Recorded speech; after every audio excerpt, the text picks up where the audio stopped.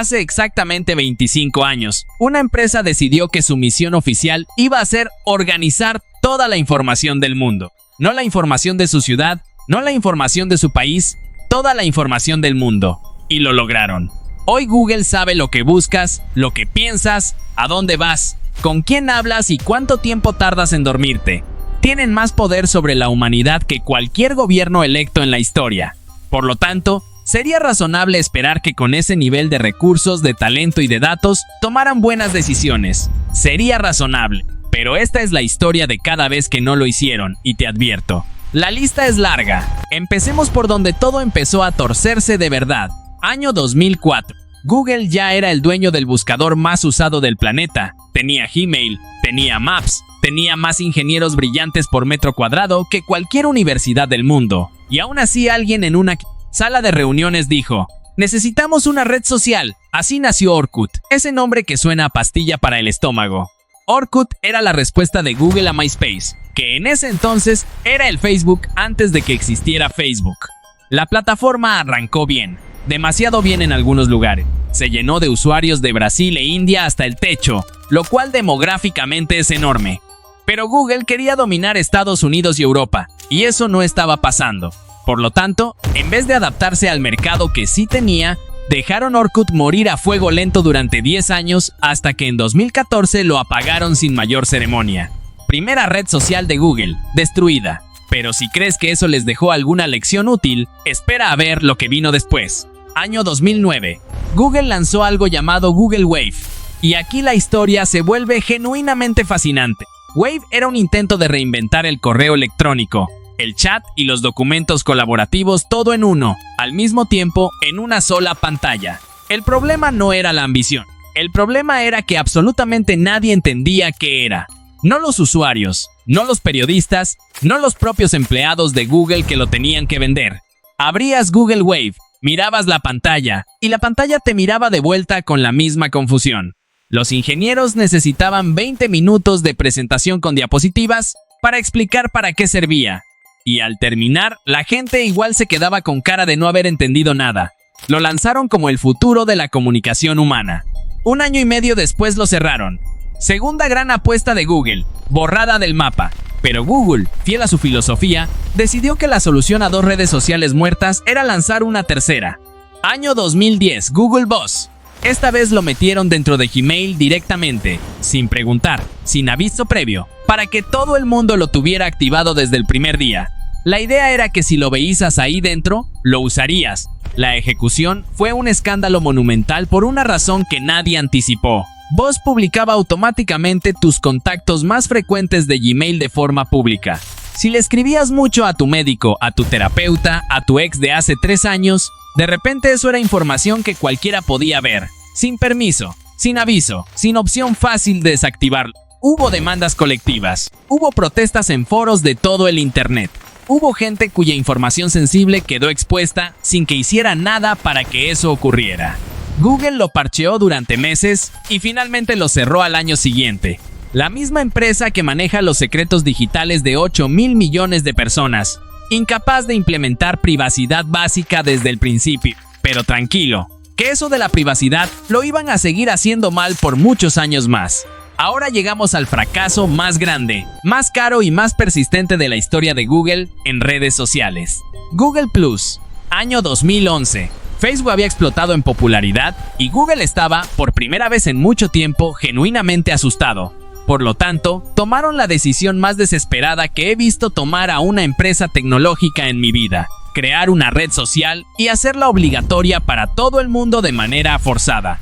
Google Plus se conectó con YouTube, con Gmail, con Google Maps, con Google Fotos, con el buscador, con el infierno y con el cielo. ¿Querías comentar en YouTube? Cuenta de Google Plus obligatoria. ¿Querías usar Google de manera normal? Google Plus. ¿Querías existir en el universo digital de Google de cualquier forma? Adivina. La estrategia funcionó a medias. Técnicamente, lograron que cientos de millones de personas tuvieran cuenta. Pero tener cuenta no significa usarla. La gente tenía Google Plus como tiene ese cajón de la cocina lleno de cosas que no sirven para nada pero tampoco tiras. Simplemente está ahí, estorbando. Las métricas de usuarios activos que Google presumía en sus presentaciones eran básicamente gente que había pasado por ahí de accidente mientras intentaba hacer otra cosa.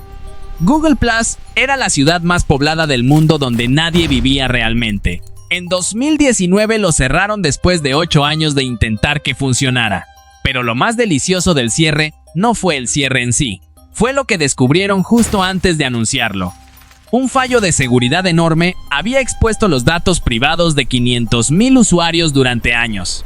Y Google lo sabía desde meses antes, pero eligió no informar al público de inmediato porque temía que el escándalo atrajera regulación gubernamental. Lo guardaron, lo callaron y solo lo revelaron cuando ya no pudieron más. La empresa que organiza toda la información del mundo decidiendo cuál información le conviene que el mundo sepa. Elegante. Ahora hablemos de algo completamente diferente, porque Google también intentó reinventar la moda. Literalmente, año 2012. Google Glass. Unas gafas con pantalla integrada, cámara, micrófono, conexión a internet y navegación por voz. Las presentaron con un evento espectacular donde paracaidistas saltaban desde aviones y ciclistas cruzaban la ciudad transmitiendo en tiempo real desde las gafas. El mundo se volvió loco. Todo el internet habló de que en 5 años caminaríamos por la calle, viéndolo todo a través de pantallas transparentes como en las películas de ciencia ficción. Pero pasaron 2 cosas que Google no calculó, y ninguna de las 2 era tecnológica. La primera, el precio. $1,500. $1,500 por un aparato cuya batería duraba menos que la de un reloj de juguete, que tardaba 10 segundos en procesar una foto, que se recalentaba con el uso normal y que tenía la mitad de funciones prometidas sin terminar. Para ese dinero en ese momento comprabas una computadora potente y te sobraba para una buena silla. La segunda, la reacción social. La gente que usaba Google Glass en público se convirtió en el objeto de odio colectivo más rápido que he visto en la historia de la tecnología de consumo. Les llamaban Glass Holes. Los echaban de bares, de restaurantes, de cines, de baños públicos. Porque caminar por la vida con una cámara apuntando hacia todos lados resultó ser, para sorpresa aparentemente de Google, algo que a la gente no le hacía gracia. La privacidad en el espacio físico era un concepto que los usuarios normales entendían perfectamente, aunque Google seguía sin dominarlo del todo. Para 2015, Google Glass había desaparecido del mercado de consumo sin despedida formal. Años después, lo relanzaron como herramienta para trabajadores industriales, que es básicamente admitir que el sueño original estaba muerto y enterrado. La revolución de las gafas inteligentes para el ciudadano de a pie. Cancelada, archivada, no preguntes. Sigamos, porque Google también quiso reinventar los teléfonos modulares. El proyecto Ara. La idea era un smartphone donde pudieras cambiar cada componente por separado. La cámara, la batería, el procesador, el altavoz. Como si tu teléfono fuera un Lego con chips adentro. Pasaron años de desarrollo, de prototipos, de conferencias donde presentaban avances y la gente aplaudía. En 2016, cuando ya estaban supuestamente cerca del lanzamiento al público, Google canceló el proyecto completamente. Sin previo aviso, sin explicación convincente, sin nada. Años de trabajo de cientos de ingenieros, borrados. Y mientras tanto, Google también intentó resolver el problema de Internet en zonas rurales y remotas con globos. Globos de verdad gigantes, flotando en la estratosfera, transmitiendo señal de Internet hacia abajo. El proyecto Loon. Pasaron casi 10 años desarrollándolo, lo probaron en varios países, lo presentaron como la solución para conectar a los 1,000 millones de personas sin acceso a Internet en el mundo. En 2021 lo cerraron porque el negocio no era viable. Una década de ingeniería aeronáutica y de telecomunicaciones despedida con un comunicado de prensa de 2 párrafos.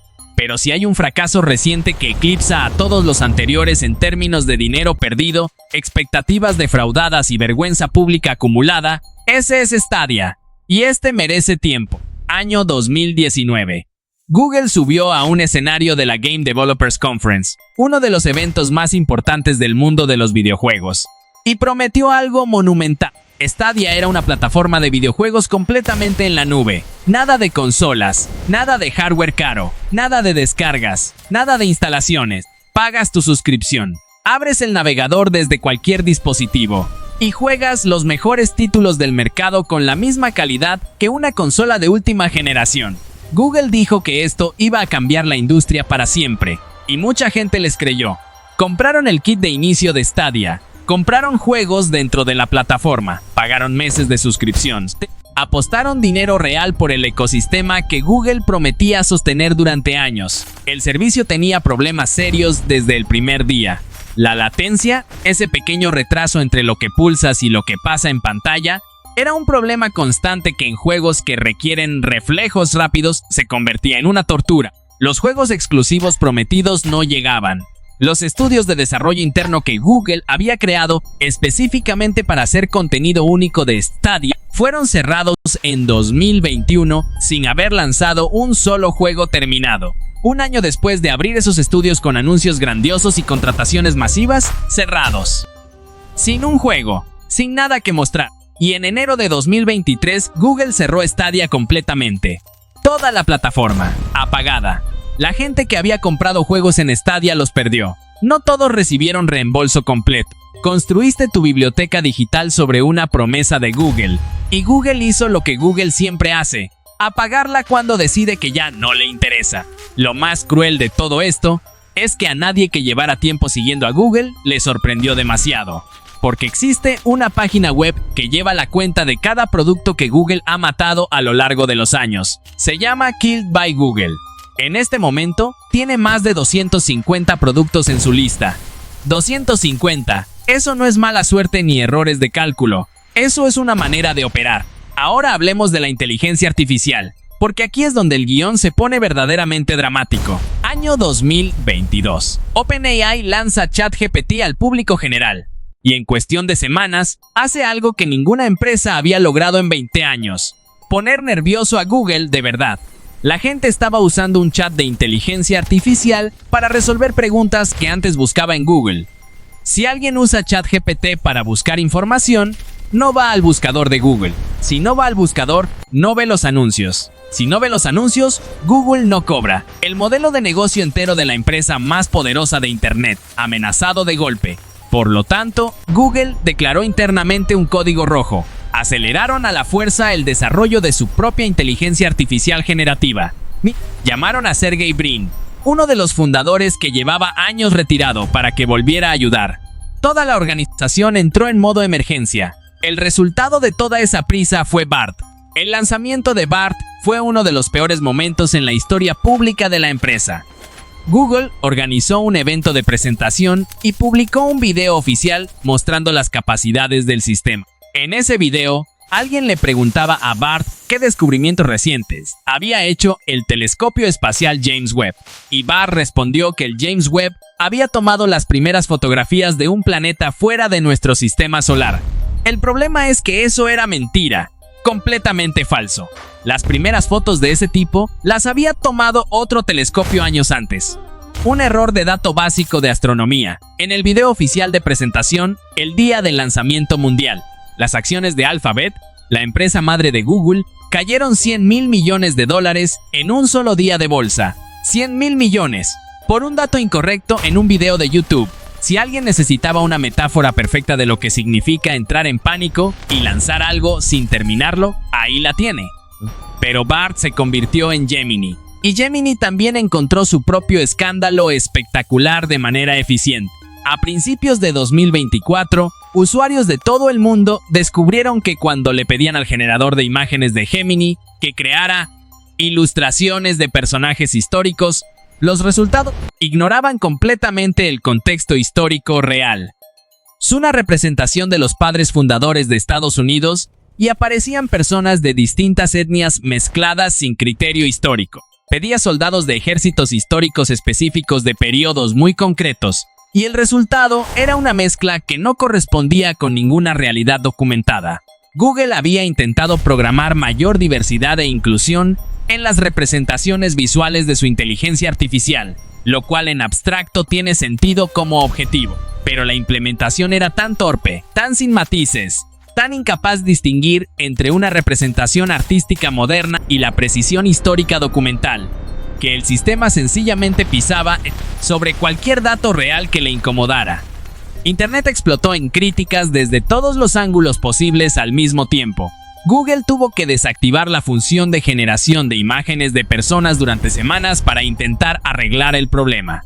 Es la empresa que durante décadas se ha presentado como el guardián objetivo de la información global, con una inteligencia artificial incapaz de respetar datos históricos básicos cuando chocaban con sus parámetros de programación. Otro éxito desbloqueado.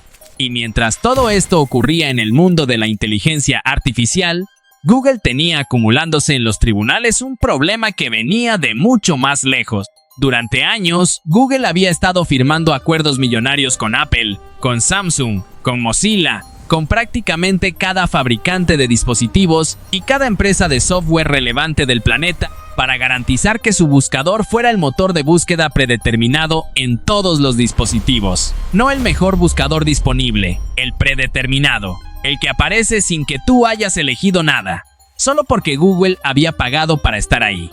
Las investigaciones establecieron que Google pagaba alrededor de $18 mil millones al año únicamente a Apple para ser el buscador por defecto en el iPhone. $18 mil millones anuales para que no tengas que hacer el esfuerzo de ir a configuración y cambiarlo. Un seguro de monopolio carísimo pero efectivo. En agosto de 2024, un juez federal de los Estados Unidos emitió su veredicto. Google había actuado de manera ilegal para mantener su monopolio en el mercado de búsquedas en Internet. Era la primera vez en décadas que una empresa tecnológica de ese tamaño perdía un caso antimonopolio de esa magnitud en ese país. Las consecuencias todavía se están negociando y decidiendo mientras hablamos, pero las opciones sobre la mesa van desde multas enormes hasta, en el escenario más extremo, obligar a Google a deshacerse de partes enteras de su negocio. El rey del buscador, descubierto comprando su trono en vez de ganárselo, que conste en acta. Pero quizás el fracaso más consistente de Google, el que más daño hace a largo plazo porque es el más silencioso, es algo que lleva haciendo desde siempre y que nunca para. Matar productos que la gente usa y ama, sin previo aviso real y sin disculpa genuina. Google Reader era un lector de noticias y blogs que millones de personas usaban cada mañana para seguir sus páginas y publicaciones favoritas. Era simple, era rápido, era útil, era el periódico digital personalizado de mucha gente. En 2013 Google lo cerró porque no generaba suficientes ingresos directos por sí solo. El Internet se indignó de una manera que pocas veces se ha visto ante el cierre de un producto tecnológico. Periodistas, bloggers, desarrolladores, usuarios normales, todos protestando en voz alta. Google no cambió su decisión. Google Inbox era una versión rediseñada e inteligente de Gmail que muchos usuarios consideraban directamente superior al Gmail clásico. Agrupaba correos relacionados automáticamente. Tenía recordatorios integrados inteligentes. Tenía una interfaz más limpia y más pensada para el usuario real. Google la cerró en 2019 y mandó a todos de vuelta al Gmail de siempre, sin explicación convincente, sin alternativa real a las funciones que desaparecían. Google Podcasts era una aplicación funcional y directa para escuchar podcasts que tenía decenas de millones de usuarios. Google la cerró en 2024 y redirigió a todo el mundo hacia YouTube Music, una plataforma que no estaba diseñada para podcasts, que la inmensa mayoría de esa gente no quería usar, y que perdió usuarios de podcast en masa porque el traslado forzado fue caótico. Google I.O. era su aplicación de mensajería con inteligencia artificial integrada, lanzada en 2016 con grandes promesas y cerrada en 2019 sin pena ni gloria. Google Daydream era su plataforma de realidad virtual para teléfonos, presentada como el futuro inmersivo y abandonada completamente en 2019 cuando quedó claro que la realidad virtual en móviles no iba a despegar. Nexus Q era un reproductor multimedia de diseño futurista que anunciaron en 2012 y cancelaron antes de venderlo a nadie. El patrón es siempre exactamente el mismo. Google lanza un producto con fanfarria y promesas. Consigue que una cantidad significativa de personas lo adopte y organice parte de su vida digital alrededor de él. Y luego, cuando decide que no encaja en su estrategia o que no genera suficiente dinero por sí solo, lo apaga, sin importar cuánta gente lo use, sin importar cuánta gente dependa de él. Chao. Eso genera un nivel de desconfianza acumulada que ninguna campaña de marketing puede limpiar. ¿Para qué aprendo a usar el nuevo producto de Google si sé que en 3 años lo van a enterrar? Y para cerrar todo esto con el problema más grande que tiene Google hoy mismo, uno que supera a todos los anteriores juntos. Google construyó su imperio sobre un negocio conceptualmente simple, organizar información y mostrártela con anuncios al lado. Cada vez que buscas algo, Google te muestra resultados orgánicos y resultados patrocinados. Los patrocinados generan dinero cada vez que alguien hace clic. Ese negocio generó suficiente dinero para que Google se convirtiera en una de las 5 empresas más valiosas del mundo. Pero la inteligencia artificial generativa está atacando ese modelo desde la raíz. Cuando un sistema de inteligencia artificial te da una respuesta directa, completa y útil a tu pregunta, ya no necesitas abrir 10 páginas web. Ya no ves los anuncios de esas 10 páginas. Ya no generas los ingresos que esas páginas le pagan a Google. Ya no necesitas el buscador de la misma manera. Google lo sabe perfectamente. Lleva años sabiéndolo y tratando de adaptarse. Pero el chiste cósmico de toda esta situación es que Google fue pionero mundial en la investigación de inteligencia artificial. Inventaron Transformers, la arquitectura técnica fundamental sobre la que funcionan prácticamente todos los sistemas de inteligencia artificial generativa modernos, incluyendo ChatGPT. Publicaron el paper académico que cambió la industria. Entrenaron y formaron a decenas de investigadores que luego se fueron a fundar las empresas que ahora los amenazan. Google creó las herramientas que otros usaron para construir los productos que hoy ponen en riesgo el núcleo de su negocio. Llevan 25 años siendo la empresa más poderosa de Internet. Han matado más de 250 productos propios. Han forzado redes sociales que nadie quería. Han vendido gafas que nadie compró. Han prometido videojuegos en la nube que luego apagaron. Han pagado $18 mil millones al año para no tener que competir de verdad. Han callado brechas de seguridad por conveniencia. Han lanzado inteligencias artificiales sin terminar por miedo a quedarse atrás. Y siguen siendo la empresa más usada del planeta mientras cometen todos esos errores. Eso en sí mismo quizás sea su mayor cagada de todas, haber llegado a ser tan necesarios que sus propios fracasos no les cuestan nada. Todavía.